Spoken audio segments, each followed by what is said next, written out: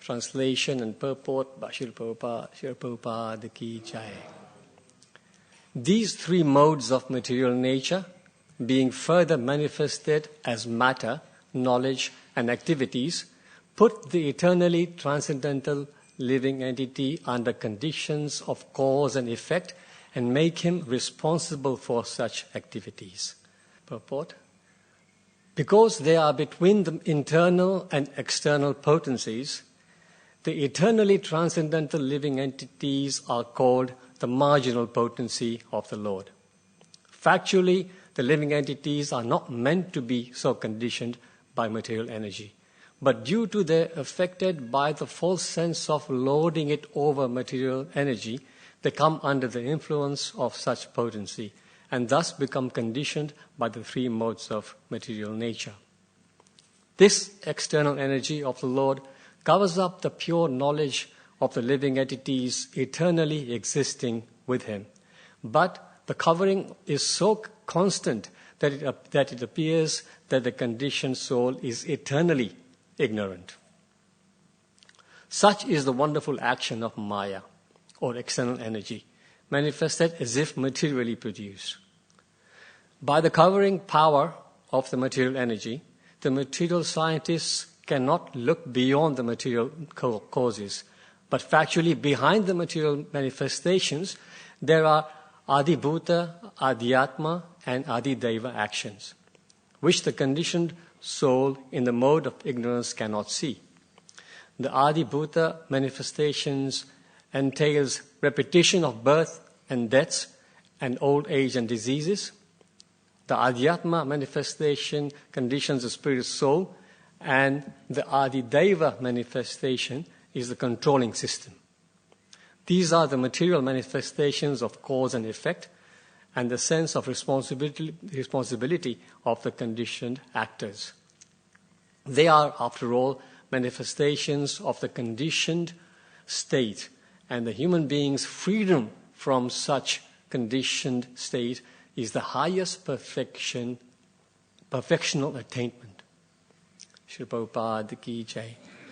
Om Ajnanati Mirandasya Jnananjana Shalakaya Chakshurun Militam Yena Tasmai Shri Gurave Namaha Shri Chaitanya Manobishtam Stapitam Yena Bhutale Swayam Rupa Kadamayam Dadati Swapadantikam Vandeham Shri Guru Shri Yutapada Kamalam Shri Gurum Vaishnavamsha Shri Rupam Sagrajatam Sahagana Raghunathan Vitam Tam Sajivam Sadavaitam Savadutam Parijana Sahitam Krishna Chaitanya Devam Shri Radha Krishna Padan Sahagana Lalita Shri Vishakhans Vitamsha. Hey Krishna Karuna Sindho Dina Bandho Jagatpate Gopesha Gopika Kanta Radha Kanta Namostute Tapta Kanchana Gaurangi Radhe Vrindavaneshwari Prishabhanu Sute Devi Pranamami Hari Priye Vancha Kalpa Tarubhyascha Kripa Sindhubhya Evacha Patitanam Pavanebhyo Vaishnavebhyo Namo Namaha. Jai Shri Krishna Chaitanya Prabhu Nityananda Shri Advaita Gadadhar Shri Vasadi Gaura Bhakta Vrinda. Hare Krishna Krishna Krishna Hare Hare Hare Rama Rama Rama Hare Hare. Shri Prabhupada Ki Jai. So first of all, my humble obeisances to all the assembled devotees here and also online. Please, I beg your blessings so I can say something relevant and useful for today's verse. So just to repeat the translation again. right page. These three modes of material nature, being further manifested as matter, knowledge, and activities, put the eternally transcendental living entity under conditions of cause and effect and make him responsible for such activities. So just to put everything in context, this chapter, chapter 5, began with some questions by Narada to who? Lord Brahma. So Narada's questions were, first was, what are the symptoms of the universe? What is its shelter? How is it created?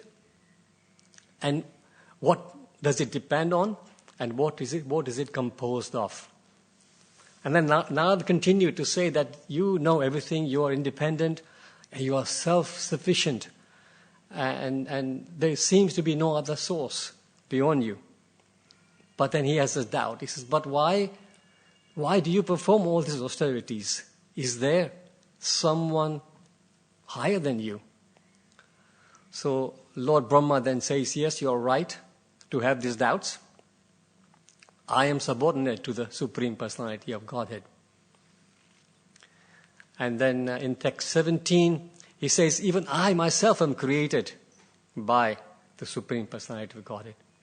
And then yesterday's verse, His Grace Vasika Rai Prabhu, he spoke about that through his Maya Shakti. Now, Lord Brahma now starts to explain about the creation and how everything begins. So he's explaining about how the Lord, through his Maya Shakti, accepts the three modes, three gunas of goodness, passion, and ignorance, just for the sake of creation, maintenance, and destruction.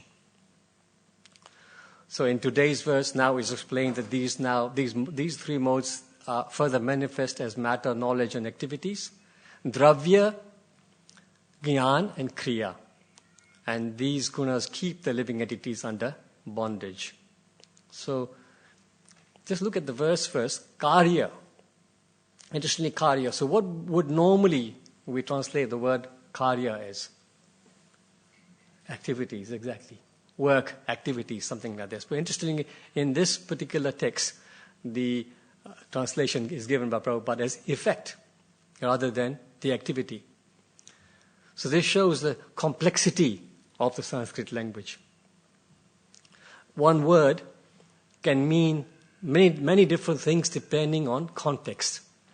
So this also explains why so many literature, especially Bhagavad Gita, are translated by so many scholars, and how the meaning and how the potency is completely lost, because when the scholar is translating a word, he hasn't got the devotion to understand Krishna's feeling behind it. And this is why one gets the translations which are not so accurate and lack all potency. So this is why we always stress whenever we meet people, if you want to read the Bhagavad Gita, for example, please read Bhagavad Gita as it is by Srila Prabhupada, because the translation we know is correct and the potency is there. This one Bhagavad Gita, as we know, when Prabhupada translated this Bhagavad Gita, there were already more than 200 different English translations of the Bhagavad Gita. But this one, and those all 200 odd Bhagavad Gitas put together did not make a handful of devotees.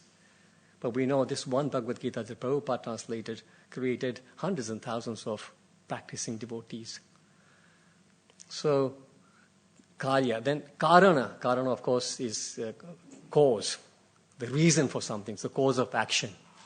And Kartitva, the agency through which the action produces the effect. So this is the first line of the thing. So this verse is explaining how the living entity is bound in the material world. Very, very important for us to understand what is binding us.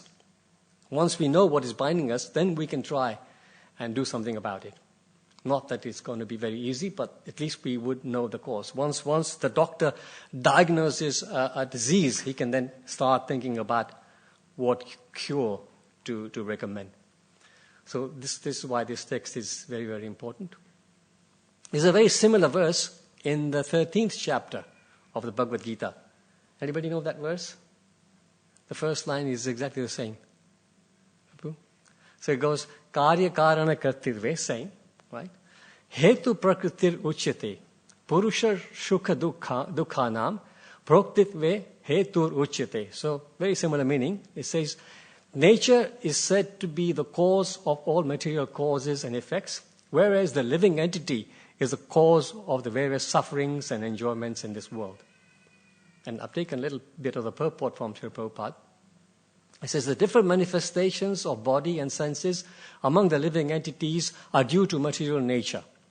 There are 8.4 million different species of life, and these varieties are creations of the material nature. They arise from the different sensual pleasures of the living entity, who thus desire to live in this body or that.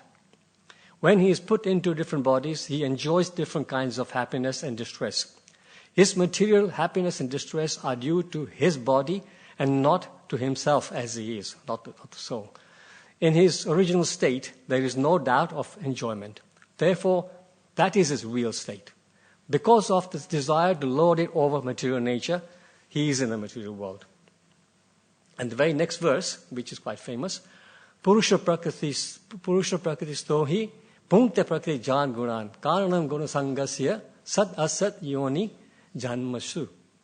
The living entity in this material nature thus follows the ways of life, enjoying the three modes of nature. This is due to his association with that material nature. Thus, he meets with good and evil amongst the various species. So, again, a little bit of the purport, relevant part I picked up. The verse is, Prabhupada says right at the beginning of the purport actually, this verse is very important for the understanding of how the living entities transmigrate from one body to another. It is explained in the second chapter that the living entity is transmigrating from one body to another just as one changes clothes. This is the Vasamsi Janasi verse. This change of dress is due to his attachment to material existence. As long as he is captivated by this false manifestation, he has to continue transmigrating from one body to another. Due to his desire to lord it over material nature, he is put into such undesirable circumstances. So now, turning to today's purport. So when I prepare for a class, I like to go through the verse and the purport and go line by line, really, and try and relate what I'm reading here, what is presented by Prabhupada in this purport, try and relate it to some verses from scriptures or some parts of the purport by Srila Prabhupada in various of his books. So that way, I in my own mind, it sort of reinforces the message that I'm reading from this particular purport. And more, I like to obviously try and stick to the purport as much as so. So like this digging for information gives us a chance to read through lots of scripture and eventually try and understand where things lie. It really helps us when we're preaching. So yesterday, this Prabhu Rasikarai Prabhu was talking about, who was here in the class yesterday? He was talking about mining, right? He was talking about mining, how one should be mining information from Prabhupada books. So this is what I like to try and do, mine the relevant information from different scriptures and try and put it together so that in the end it makes a bit more sense to us.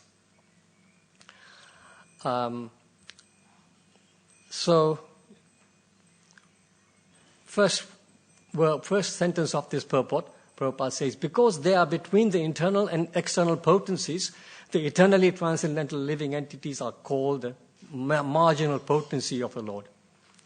So as we know, the Lord has multifarious potencies. But they are divided into three categories mainly. What are the three categories? Anybody? Antaranga, Bahirangi, and Tatashta, which means internal, external, and marginal. So, Tatashta, the word Tata of the Tatashta, Tata means, actually it means beach when you look at the literal translation, beach or a bank. So, because a living entity is standing or as if standing on a bank. So he can be in the water or he can be on the land. That's his choice. According to his own desires and his activities, he can be on either side. That's why it is Tatastha. Prabhupada continues, factually the living entities are not meant to be conditioned by the material energy, but due to their being affected by the false sense of lording it over material energy, they come under the influence of such potency and thus become conditioned by the three modes of material nature.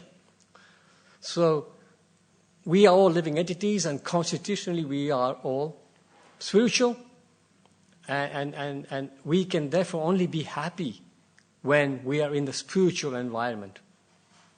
This material world, this material environment is unnatural for us.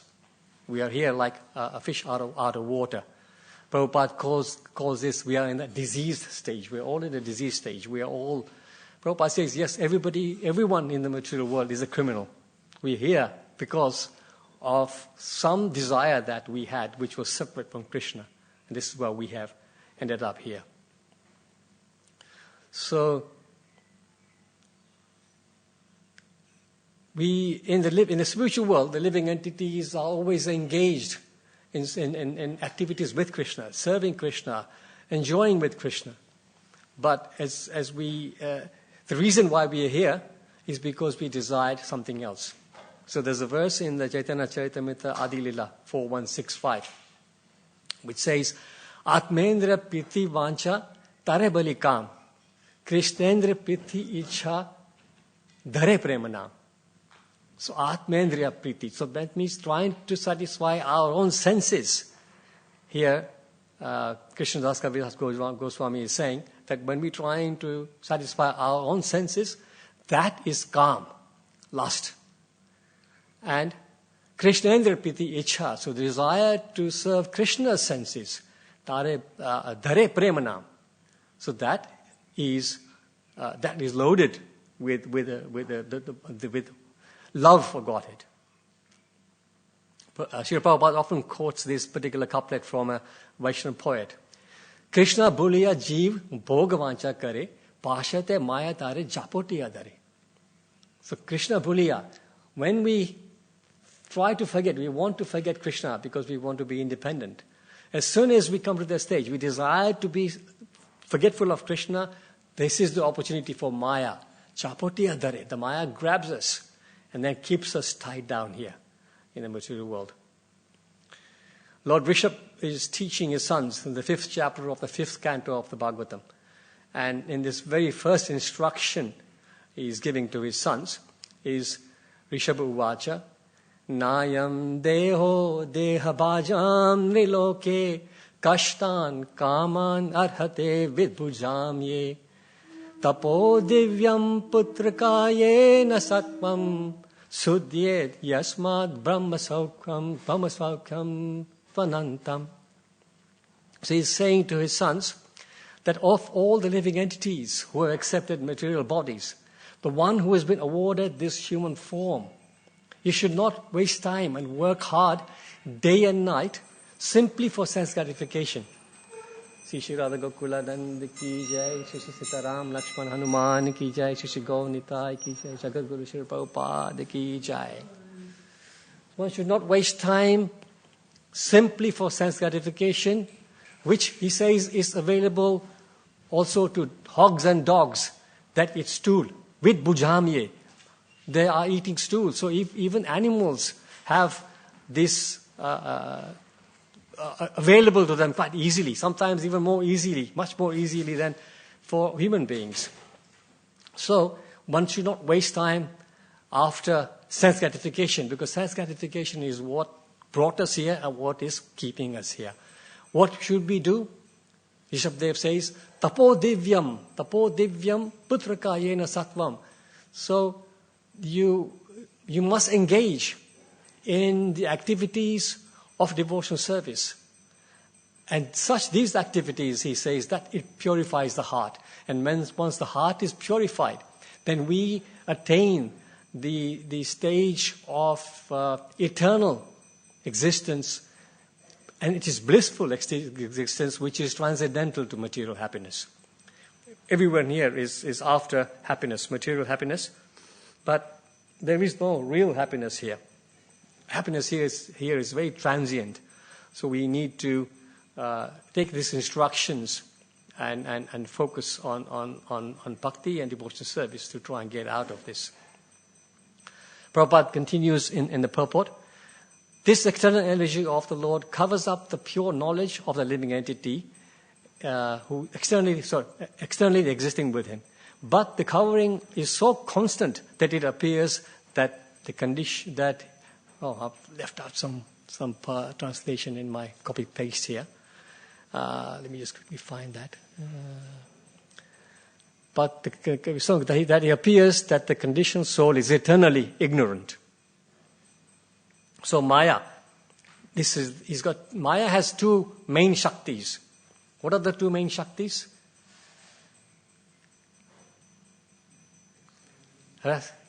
Go on. You saying something? Yeah, exactly. Trust Govind Prabhu to know the Sanskrit as well. So, Prakshepatmika, which means not Govind Prabhu, which means anybody else. Rasiraj Prabhu, you were lipping something. Say again. So that Prakshepatmika Shakti, that means that is the power to throw the living entity into the ocean of material existence. This is the power that Maya possesses. And the other one is? Say again.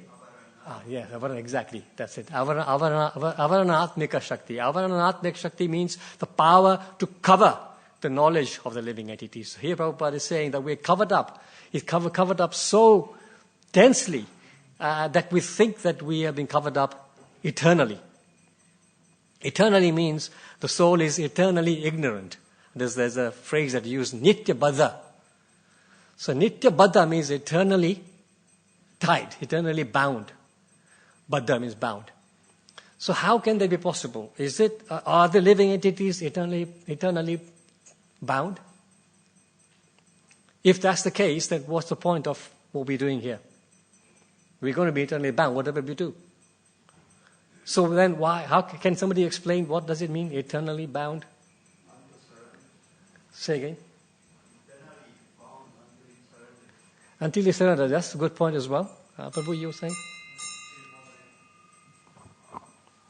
Srila Prabhupada explains that it seems from our perspective eternally bound because we don't know how long we've been here for. Exactly. That's exactly Prabhupada's explanation. He says that because we've been here for so long that we can't find when we came. So that's like eternity, right? So like that, the soul is, and then,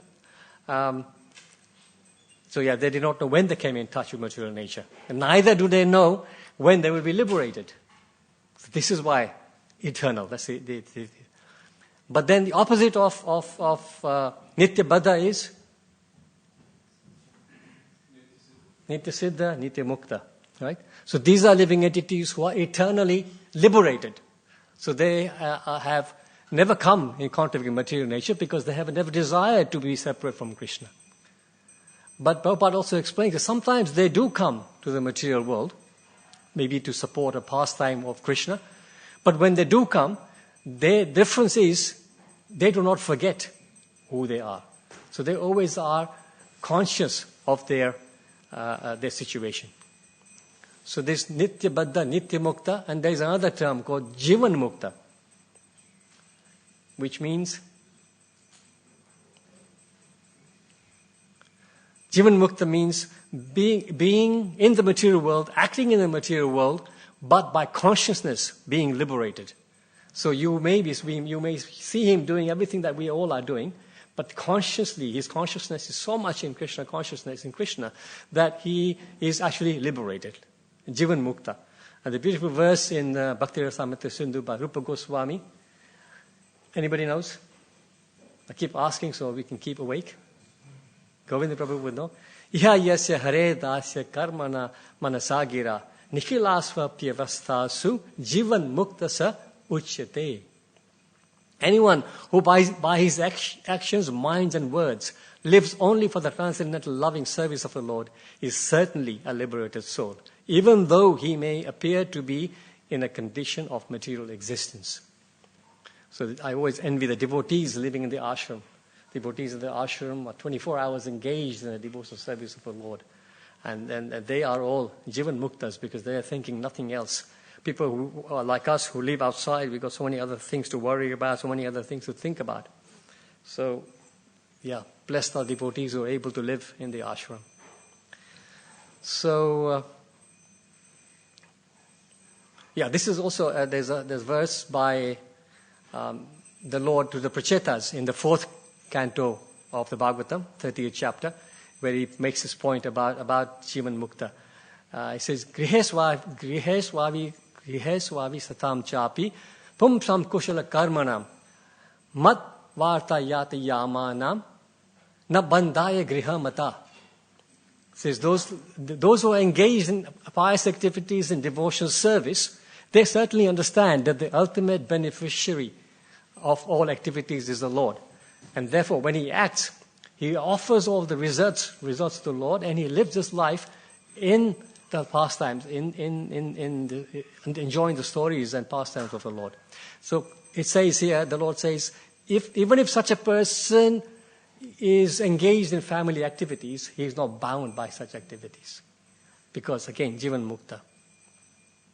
And then one more, a very important concept is Jivan Mukta, so we can see another verse from the 6th canto of 17th, as I said, I was mining all these verses out. 6th chapter, 17th canto, 27. This is Lord Shiva speaking to Parvati, and this happens straight after the pastime where Chitraketu is cursed by Parvati. And Chitraketu accepts this curse willingly, without batting an eyelid. So there, Lord Shiva says, Narayana para sarve na kutascha na bibyati swarga pavargo narakeshu apitulyartha darshana. The devotees who are solely engaged in the devotional service of the Lord do not fear any condition of life. For them, the spiritual world or the higher planets or the hellish conditions are all the same, because wherever he is, he's only interested in the devotional service of the Lord. So, going on to the purport, Prabhupada says, by covering power of the material energy, the material scientists cannot look beyond the material causes. But factually, behind the material manifestations, there are Adibhuta, Adhyatma, and Adideva actions, which the conditioned soul in the mode of ignorance cannot see. So here, Prabhupada says the scientists, they cannot see, because they don't want to see. They do not believe in a creator. But there's one scientist, actually, who was a good scientist, but he also believed in the creator. And that was Isaac Newton. And we all have the famous pastime. I'll just repeat it just in case of people who may not know. So Isaac Newton, he once made a model of the solar system. Beautifully done. He really worked hard, made it in such a way, and he actually made it in a way that it was on a crankshaft, and it would move actually. Very accurately created, where it would move around exactly as the universe would. And he then put it on a large table and in his dining room. And next day, one of his atheist scientist friends came over. And he was admiring the contraption, and he was playing with it, and he was saying, "This is amazing. How long did it take you to make it?" And Isaac Newton says, "I didn't make it. I came down this morning, and it was just there." He said, "Oh, come on. How can this just appear like that?" So Isaac Newton then says, "You believe that this whole amazing universe, which is working so amazingly, and so systematically, that all came about without the creator, just by itself, by the Big Bang or something like this. But you don't believe that this came by itself, right? So how absurd is that?" So when I was, a few years ago, I was actually here giving a class, probably I think it was a Sunday lunchtime or Sunday evening class. And this kind of subject came up, and I was talking about the Big Bang and how absurd is it. And I mentioned something like, in our experience, whenever there is a bang or an explosion, everything is helter-skelter. There's things of broken glass, everything is broken, there's people dying, and it's just chaos. How can there be perfect order and everything synchronized after there's a big bang? Can anybody think of anything, anytime there's a big explosion and everything just comes out proper, organized, nice, symmetrical? Yeah, Haribo, that's a nice one. Hare Krishna explosion does that, yes. But then in that class, there was a family, and there was a young boy, I think he was about maybe 10, 12 years old, and he puts his hand up, and I thought, I don't know what he's going to say. So I said, do you have a question? He says, no. I know when there's an explosion and there is a perfect design. So I said, when is that? And I thought, oh. So he says, when there's a firework that goes up in the air, it goes bang, and there's perfection. There's some nice patterns coming out. And I thought, wow, this is amazing, right? This is great thinking. And for a minute, I thought, what am I going to say to him? Right? He's 10 years old. He's defeating me, right? And then suddenly, Prabhupada and Krishna gave me the intelligence. I said, yes, that's true, actually. But who made that firework?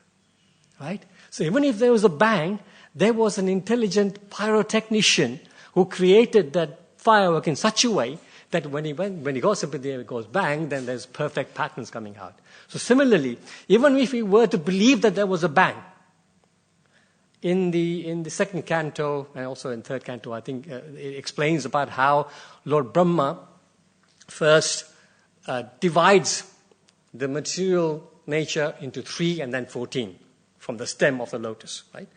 So I was thinking, if you take a stick, a big branch, and break it, there's going to be a crack, isn't it?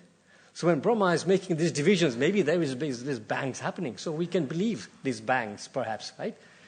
But even if we believe there was a bang, we must then understand that there is a creator who has actually then made the arrangements for it then happen so perfectly like this. So then moving on, time's running away. Moving on to this, the Adibhuta manifestation, Prabhupada then explains. So see, when we look at Adibhuta, Adideva and all that, we think about the 3-4 miseries, don't we? Here is a different angle to this. So here, Prabhupada explains, the Adibhuta manifestation entails repetitions of birth and deaths with old age and diseases. The Adhyatma manifestation conditions the spirit soul. And the Adideva manifestation is the controlling system. So I've tried to correlate these 3 words with the first line of this verse, right? So Adibhuta refers to karya. In this sense, as we know, in this particular translation, it is effects. So Adibhuta refers to effects because whatever effects we feel, it is felt through the people around us and the world around us. So this is how we experience whatever is happening to us, whatever the results of it. So that is the karya. This is the effect of what actions we have done. So that's Adibhuta. Adhyatma, a little bit technical here. Adhyatma, it correlates with karana. And karana is cause, of course. So our senses and the mind are the causes of our actions, isn't it? We do everything because our senses are driving us that way, and our mind is allowing it to do. So, manasasthanindriyani prakritisani karshati. Everything we are doing because of the mind and the senses. So this is what is conditioning the soul, Prabhupada says, Adhyatma. And the third one, Adideva, it correlates in my mind to Kartitva, which is the agency through which the action produces effect. So it says under the supervision of the superior powers, Karmana Deva Netrena, the Bhagavatam says, 3rd canto, chapter 30. So the controlling system, material nature, you call it, the demigods or the powers beyond us, they are the controlling system. So this is the agency through which we're getting our reactions. So this is how these 3, Karya, Karana, and Kartitva, are relating to Adibhuta, Adhyatma, and Adideva here.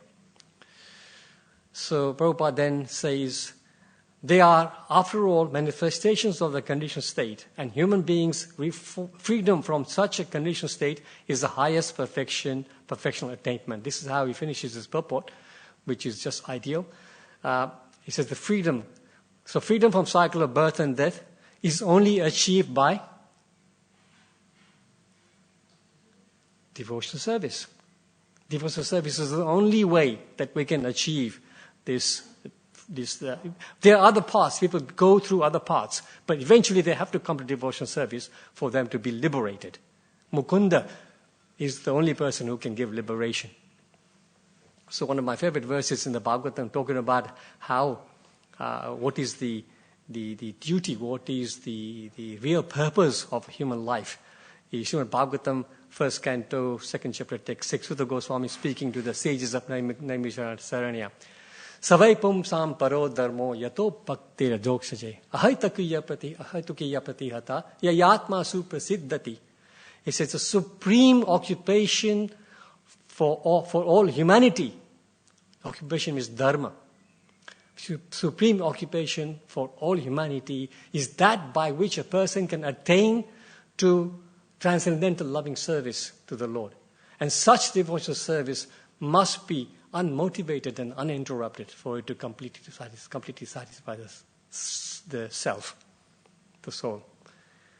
So Srila Prabhupada has kindly given us this wonderful apparatus of ISKCON, and has given us the nectar of his books, which gives us all the perfect platform to practice devotional service and try and make our life successful. I will end here. Hare Krishna. And I'm open for any questions, any comments, any realizations. Hare Krishna. Yes, Tarun Prabhu. One thing, devotees, I must say, that we must, whenever there's questions and answers, keep the microphone on. Because I'm always, I'm able to really come to the temple, so I'm always listening online. So what's the name of the devotee who's doing Ram Lakshman Prabhu? I'm always firing questions, saying, why this? Why is the camera wrong? Why is the sound gone suddenly? Right? So recently he's made me part of the team. So now I am there, and I'm able to monitor it, and he's given me the access. So I can remotely switch the mics on and off. I can move the cameras when they are in the wrong place and everything. And one thing I learned, actually, that what happens is, if I stop speaking because I'm waiting for questions. And if the person is asking questions, Tarun Prabhu doesn't have a mic, and he starts asking the questions. So the little gap that there is there, the automation system is so nicely created, it senses the gap, and it fixes the end of the class. And the camera will move on to the darshan, and Prabhupada's chanting will come on. So everybody online, everybody here is fine because they can hear what's going on. Everybody online, so here maybe there's about 20, 30 people here. But amongst all the platforms, right, Manna Media, YouTube, Mayapur TV, there are probably 200 or 300 people who are missing out on the nectar of questions and answers. I hope it's only when I ask questions. Say again. I hope it's only when I ask questions. So always must make sure whoever's in charge of mics here, keep the mics on so that it doesn't cut out. Thank you, Prabhu. I think I forgot my question. Oh, yeah. Prabhupada said there are many, many liberated persons. Many liberated, but hardly one knows the Supreme. So how you can call them liberated? Also, if you are liberated means to be free from three modes of nature, which is kind of Brahma Buddha. So why you cannot stay eternally there? Like, why is called liberation if you have to do again? I mean, cannot call it. I call it there are three types of liberation. Yeah. In real sense, there is only one. So the question, Tarun Prabhu is saying that it is said that, what was the word you meant in the beginning? That out of many thousands of men, only a few can, this I think, which is the verse? 3:5, no, not 3:5. Going Prabhu, which verse is that? After many... Manushanam Sahasram, Kashit, Satatam apisadam, Kashin, whatever. So the point there is that there are many liberated souls Prabhupada is saying in that verse that hardly one knows the truth. So the point is, there are liberations. As we know, there are different kinds of liberations, 5 kinds of liberations. The highest liberation, of course, highest kind of liberation is for us to be living with Krishna, right? Sayuja, not Sayuja. Sayuja is merging with him. But Salokya, Samipya. So that is kind of liberation. For the other liberations, although they are liberated, but they are not in the knowledge of the absolute truth. Then they have to come back at least, like a Sarupya, is it not Sarupya? No, Sayuja. Sayuja, yeah. So here is the situation that Tarun Prabhu, people say, so these are 5 kind of liberations, right? Sayuja, Salokya, Samipya, Sarupya, and Sarsti. So these are liberations. So in my mind, once one is liberated, that means they are beyond the 3 modes of nature. So in my mind, although Prabhupada does often say that from the Sayuja Mukti, living entities fall back again because they haven't surrendered unto the lotus feet of the Lord. I asked this question once to Kartik Chandra Prabhu. Because in my mind, I was thinking, look, these are the 5, why do you call it liberation if you have to come down, as Tarun Prabhu was saying, right? So what he explained to me was that actually if you are already fully liberated in the Sayuja stage, then you don't come back because there are living entities in the Sayuja stage who are living there eternally, and all they have is bliss. They don't have Anand. They have bliss there, right? But he says those who fall down, and there's a verse that where Prabhupada quite often quotes, where he says, Arhusha Krichena Padam Padam Patant Yado Ada Nadrita Yushmad Angriya. So he says that because those living entities haven't surrendered under the Angriya, under the lotus feet of the Lord, they fall down. But what Kartik Chandra Prabhu explained to me very interestingly is, if you read that verse, it says, how does it start? Vimuksha manina. So they think they're liberated. So what that verse is referring to is that people who haven't quite made it. So Kartik Chandra drew a diagram for me actually. He said, if this is a stage, they've actually come very, very close, right? But they haven't quite made it. And so those are the souls that fall back. After a lot of austerity and penances, they get to that stage where they're almost there. But because they vimukta manina, they think they have made it, but they haven't made it, and that's why they fall back. But those who have actually made it, they're happy to be there. That is what their desire was. They wanted to more or less lose their identity and remain in that passive stage. So that is their mukti. That's mean for them there is no chance then to remember that actually there's something higher or kind of very strange. Exactly. Position, so for them, because their choice was to achieve that kind of mukti, so they're liberated, right? It's not they're definitely beyond the modes. They're not suffering, but they are not at the highest stage of liberation where you're associating with the Lord. There's something like merging into Vaitarani, like Buddhists do or something. Exactly. So devotees cannot imagine that. Prabhupada says devotees think that is suicide. It's spiritual suicide. Right? But thank you for the question. I know it's a complex subject that actually we get that raised many, many times. Thank you, Prabhu. Anybody else? Prayojan Prabhu, mic please. Otherwise we'll get cut off.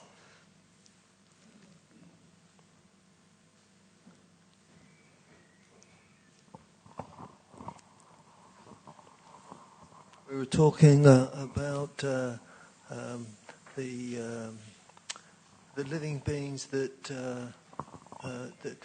want to merge or think they're God, and they where they go is in like as you say, it's the Brahmajyoti. But it's explained also that their consciousness is completely covered then. They're the equivalent of trees, actually. In other words, they don't want to exist. And that's why they come back as trees. Okay. They have to start all over again. They right. eventually, as they say, they fall down, but they come back as trees because it matches their desire to have covered consciousness, not exist. Fair enough, yes. And that's what happens to them.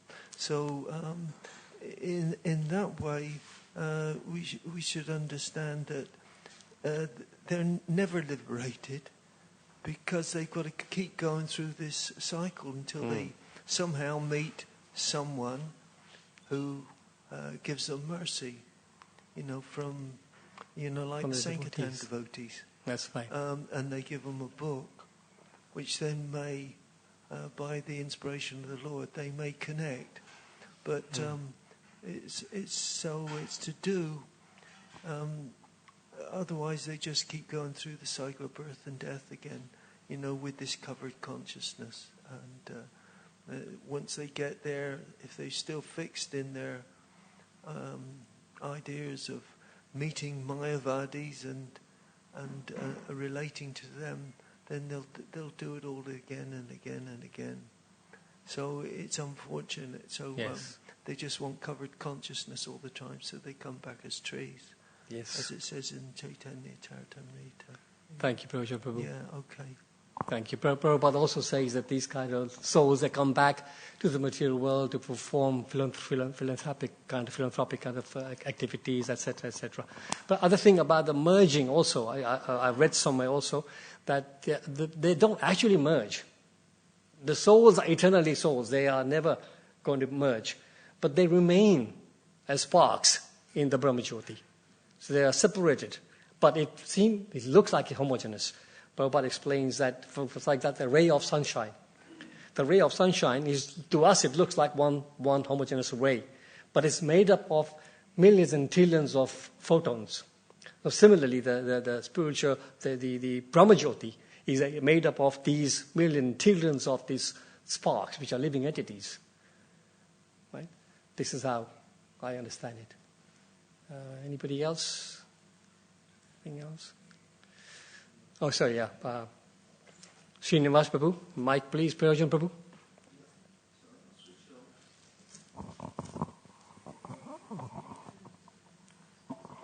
I just back up Prayojan Prabhu's point. Vishwanath Chakravarti Thakur, he was writing books on Shamakund under a tree. And he was fasting.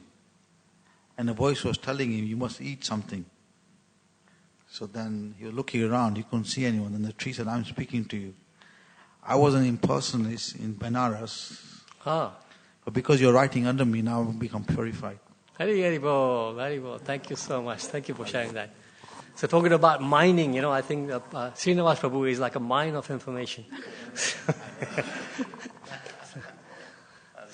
Thank you so much. Srimad Grantaraj, Srimad Bhagavatam ki jai, Shri Prabhupada ki jai.